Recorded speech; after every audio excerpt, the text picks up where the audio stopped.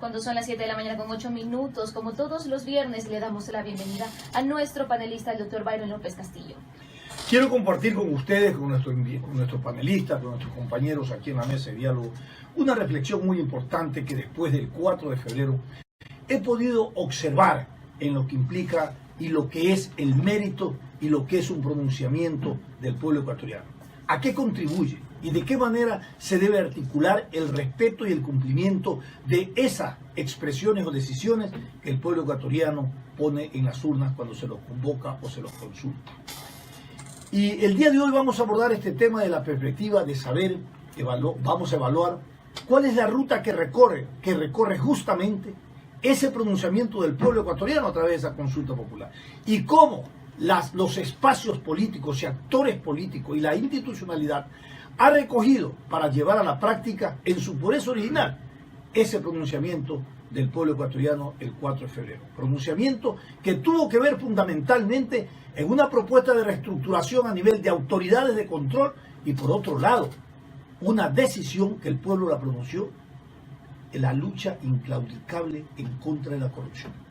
Estos dos aspectos, el tema de la institucionalidad, el tema del planteamiento de la lucha contra la corrupción y todo lo que se articula respecto a determinar y luego, posteriormente, a elegir autoridades de control, es lo que vamos a abordar el día de hoy con nuestros invitados, con nuestro panelista, el doctor Byron López Castillo. Está planteado el tema y abordémoslo de esa perspectiva. Doctor, buenos días y bienvenido. Buenos días. Es un tema muy importante.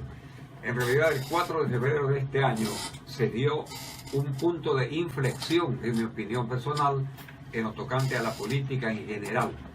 El Ecuador está viviendo una época de confrontación, de odio, de venganza, de represalia, de insulto permanente, de criminalizar toda gestión popular o pública, a la cárcel por lo mínimo. Eso el país llegó a cansarse. Y el 4 de febrero, el presidente de la República, Lenín Moreno, autor de la consulta popular, hizo 7 preguntas que recogieron gran parte del sentimiento popular, no todo, porque era imposible que en una consulta de ese tipo se preguntara todo lo que el pueblo quiere que se haga. Pero 7 preguntas que sí tenían bastante trascendencia para lo que vamos a analizar ahora. 7 preguntas que fueron contestadas sí, 7 veces. O sea, un pueblo que se cansó de 10 años, de una década, aunque sea redundante, en donde imperó el desgobierno, la desinstitucionalización, el hiperpresidencialismo, la vanidad y la egolatría. Eso se terminó el día 4. Ahora, ¿qué es lo que hay que hacer? No dormirse sobre los laureles. La política es dinámica, la política es cambiante.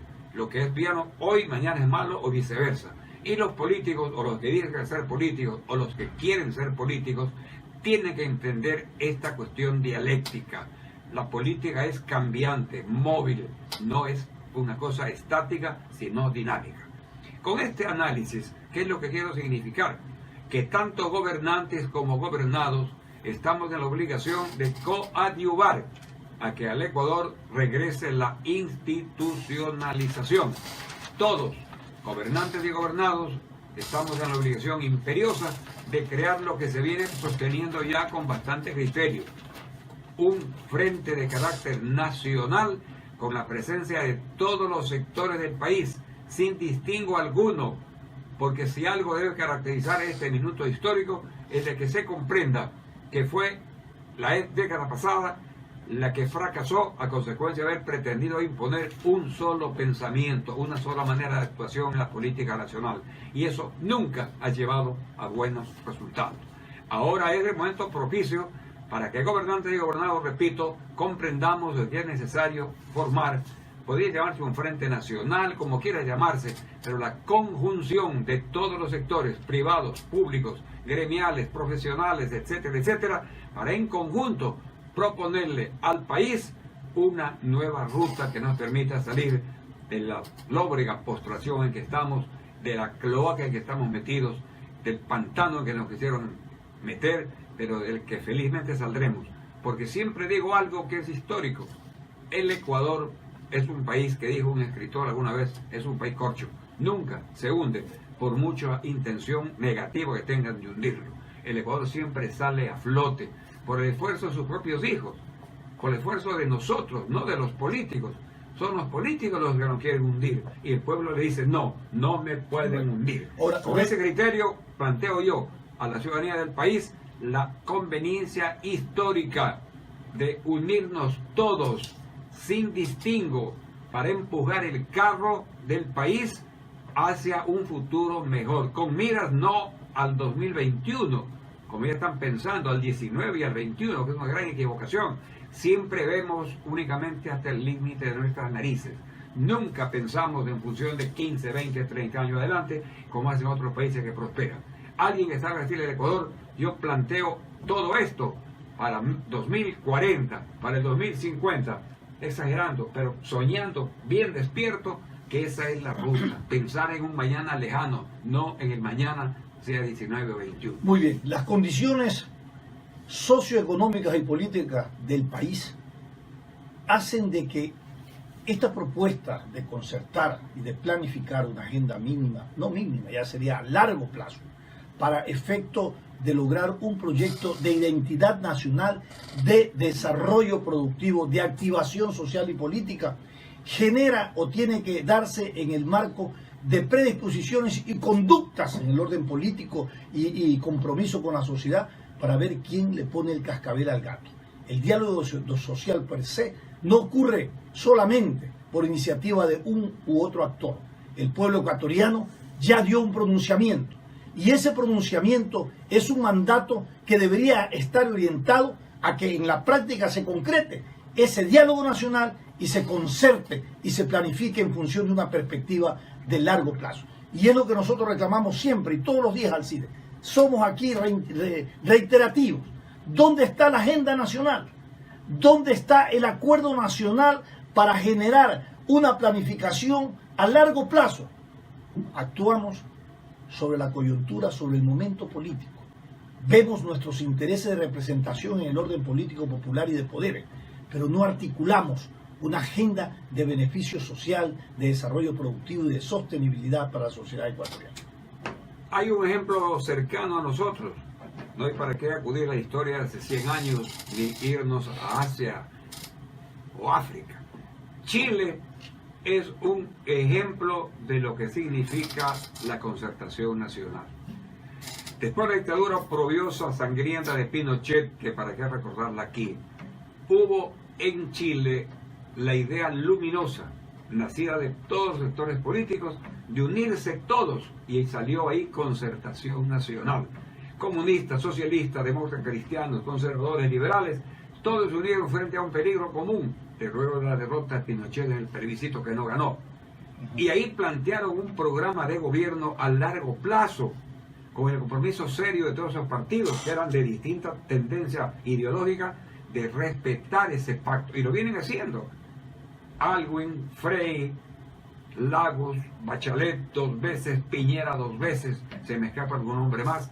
Todos están cumpliendo ese plan de gobierno.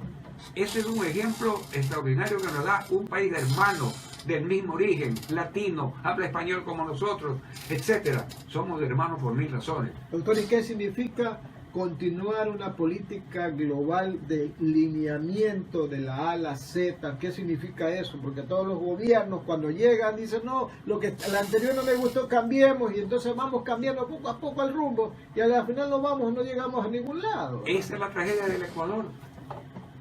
Si usted gobierna regularmente, vengo yo digo, no, que eso al CIDE no vale, yo voy a ser quien adelante, y desbarato todo lo que ha hecho usted. Y eso ha significado un retroceso en el Ecuador. Por eso pongo yo el ejemplo de Chile y también pongo el de Costa Rica, que es otro país con bastante historia democrática, y Uruguay. ¿Para qué? Hay países que son modelos en los que debemos mirarnos. No tenemos por qué mirarlo en Venezuela, ni por qué mirarlo en Nicaragua, ni por qué mirarlo en Cuba, que han sido fracasos desde el punto de vista económico. Entonces tenemos que seguir los ejemplos de los países que se están alineando en función del porvenir de su propio país. Esa es la cuestión que debemos plantear en el Ecuador. Y yo espero que salga el político ecuatoriano, espero que salga alguien con calidad de estadista a decirle estas cosas al país. Estamos cansados de la elección próxima, porque la gran diferencia que hay entre un político y un estadista es que el político piensa en elecciones y el estadista piensa en generaciones. Y eso es lo que tenemos que hacer, pensar en las generaciones que nos sucedan, que van a encontrar un país despedazado éticamente y económicamente. Correcto. Y lo que debemos de encontrar en esta reflexión que hizo Alcides y que la ha complementado el doctor Byron López, es que realmente miremos siempre a que el gobernante no gobierne para el poder, gobierne para la historia. Porque estos que gobiernan para la historia son los que se quedan con el poder histórico, el reconocimiento social, el reconocimiento moral que el pueblo le otorgó y le seguirá otorgando históricamente. Así se explica que existan muchos expresidentes y gobernantes de muchos países que son recordados por siempre y para siempre, porque generaron justamente ese espacio de lo que dice el doctor Byron López, de la concertación. Pero el tema de la concertación nace ¿de qué? De conductas políticas que estén identificados con los intereses nacionales y que se hayan alejado de los intereses individuales de grupos de poder o de grupos políticos que cuando llegan a ser presidente gobiernan para el poder y no para la sociedad en su conjunto. Y estos son los grandes momentos que se repiten permanentemente en nuestras sociedades, en América Latina, en términos fundamentales, en donde prima aquel momento del ejercicio del poder y respecto al gobernante, el interés del grupo político, el grupo de poder. Y así no se gobierna. Yo creo que es el momento de coger ese mandato del pueblo ecuatoriano, de esta consulta, generar esta concertación en el marco de un programa nacional, un programa de identidad nacional, que recorra un largo trecho hacia adelante, mirando que los que vienen, las generaciones y los gobernantes, tengan que aplicar y respetar ese principio de concertación como se ha hecho en Chile. No sé si ustedes comparten conmigo el criterio, distinguidos oyentes. Ya no es problema de carácter ideológico el que debe prevalecer en nuestros pueblos. Las ideologías cumplen un papel preponderante, sí, pero hay momentos en que las ideologías fracasan. Ahí viene la gran pregunta: ¿fracasa la ideología o fracasa el hombre que pone en práctica esa ideología?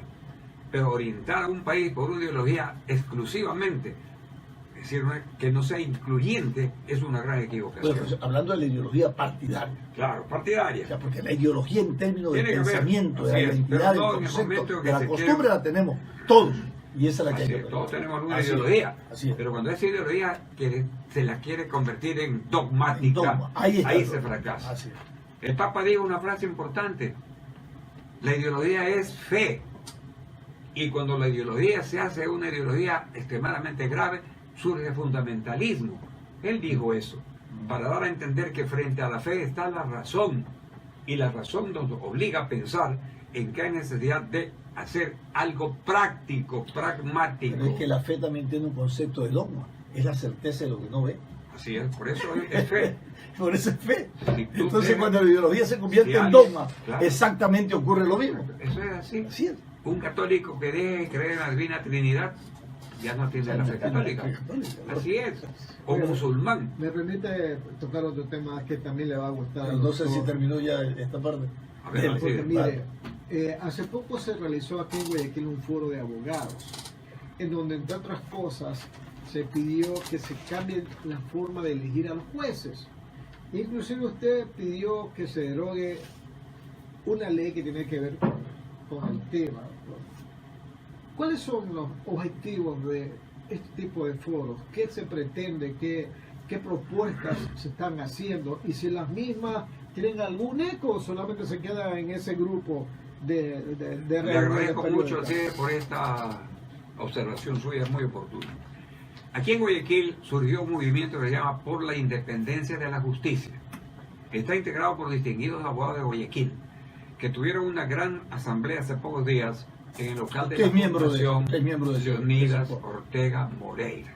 Y ahí invitaron a 7 disertantes, como quiera llamar usted, para que cada uno de ellos expongan los puntos de vista frente a la realidad de la justicia en el país y fundamentalmente la situación del abogado actual en su ejercicio profesional frente a la serie de tropiezos que tiene en la práctica diaria de la abogacía.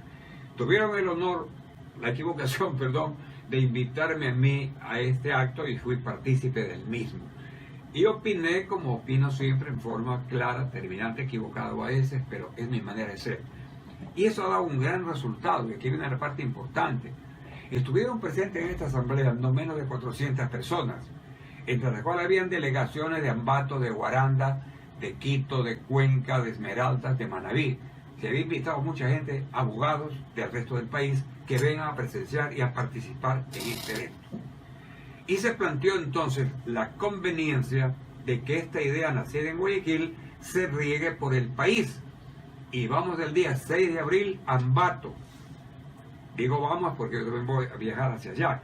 Y está organizado un plan de actividades para Ambato, para Cuenca, para Quito, para Esmeraldas y alguna otra ciudad más se me escapa, y para que haya una gran reunión final en Guayaquil. ¿Cuál es el objeto? Primero, hacerle al país una exposición de la situación grave que confronta el abogado en el ejercicio de la profesión. Esa noche fuimos muy claros al plantear ante el público asistente la forma en que es tratado el abogado en el ejercicio diario de su profesión, para pedir que se reformen leyes como por ejemplo del Consejo, el Código Orgánico de la Función Judicial, que dispone que el abogado que cometa alguna equivocación en su profesión tiene que ser juzgado y sancionado por el Consejo de la Judicatura. Es una barbaridad. El abogado no es miembro de la función judicial, por tanto no tiene por qué ser juzgado por el Consejo de la Judicatura. Otra disposición legal del mismo Código Orgánico de la Función Judicial que dice que el abogado no puede acercarse a conversar con el juez. Cuando uno tiene una causa, tiene necesidad de acercarse al juez, no para corromperlo, pues, sino para decirle, señor juez, en esta parte quiero yo que vea cómo pienso, no, y tampoco para sacarle criterios previos, sino para hacerle ver la posición de uno. Ahora no, el artículo pertinente dice que el abogado tiene que pedir autorización para que el juez disponga día y hora en que se presente con la presencia de la otra parte. Para saber qué es lo que va a decir. Eso es un absurdo.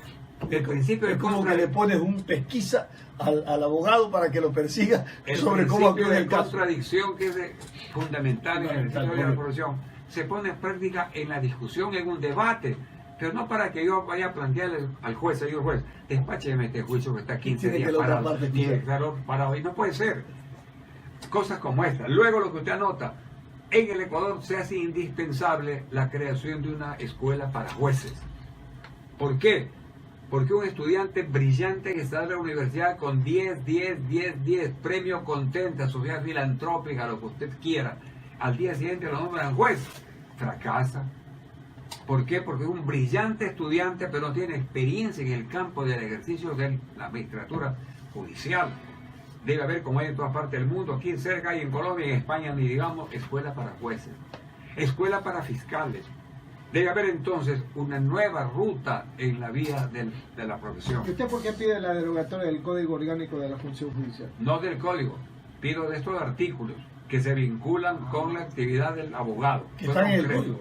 Hay cosas buenas, que está bien. La judicatura tiene que ser la que intervenga en la parte administrativa y disciplinaria de sus miembros pertenecientes. ¿Pero quién es el ente regulador de la judicatura? El jefe de la judicatura. Una cosa es regular y otra cosa es intervenir en la vida de los El problema no está en el cambio de hombres, que quede claro esto. Se cambian hombres o mujeres todos los días. Tiene que haber un cambio estructural de la legislación nueva que tiene sobre el país a consecuencia de estas apreciaciones que estamos haciendo.